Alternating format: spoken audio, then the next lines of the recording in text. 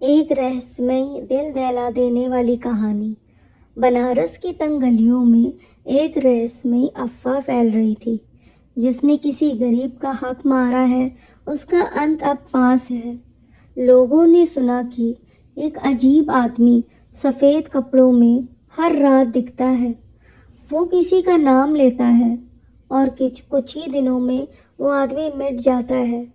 लेकिन किसी को नहीं पता था कि इसके पीछे कर्म का वो चेहरा है जो सब कुछ बदल देगा। विक्रम एक क्रूर बिल्डर था।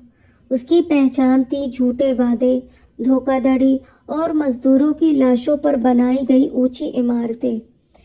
एक बार उसने एक मजदूर सूरज से कहा था, तेरी औकात नहीं है जो तू पैसे मांग रहा है।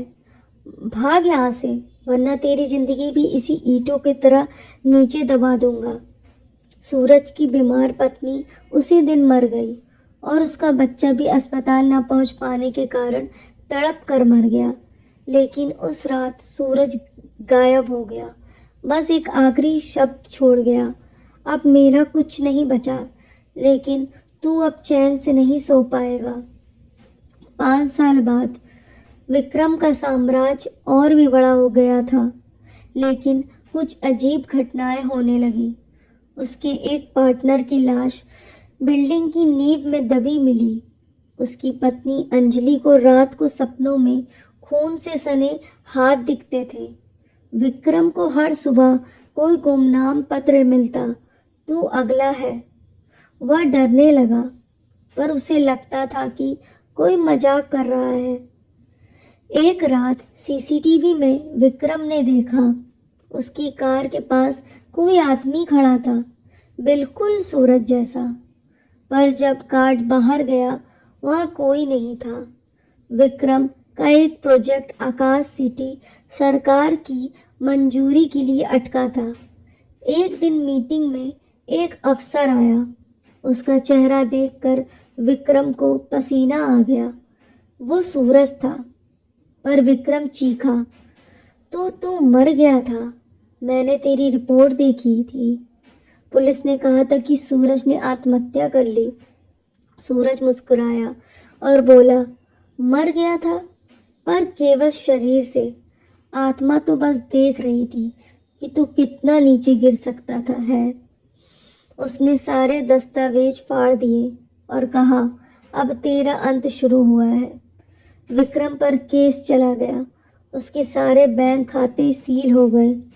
अंजलि ने उसके खिलाफ घरेलू अहिंसा और धोखा देने का केस किया। दोस्तों ने साथ छोड़ दिया। वो पागलपन की हालत में मंदिरों और तांत्रिकों के पास भागा, पर एक ही उत्तर मिला, जिसका श्राप सच्चे आंसुओं से निकला हो उसका निवारण कोई नहीं कर सकता। एक दिन उसे एक पुर्जा मिला, आज रात 12 बजे आखिरी हिसाब होगा। वो घबरा गया। पुलिस को बुलाया, घर में सुरक्षा बढ़ाई गई, पर रात 12 बजे उसके कमरे की लाइट चली गई और अगली सुबह विक्रम लापता था। एक हफ्ते बाद एक गांव में एक साधु मिला जो विक्रम की तरह दिखता था, पर पागल हो चुका था। कुछ नहीं बोलता, बस दीवारों पर एक ही वाक्य लिखता, मेरी छाया मेरा पीछा कर रही है। पुलिस ने सूरज से पूछताछ की, क्या ये तुमने किया? सूरज ने बस इतना कहा, नहीं, मैंने कुछ नहीं किया, मैंने सिर्फ अपना कर्म किया, बाकी न्याय तो ऊपर वाला करता है।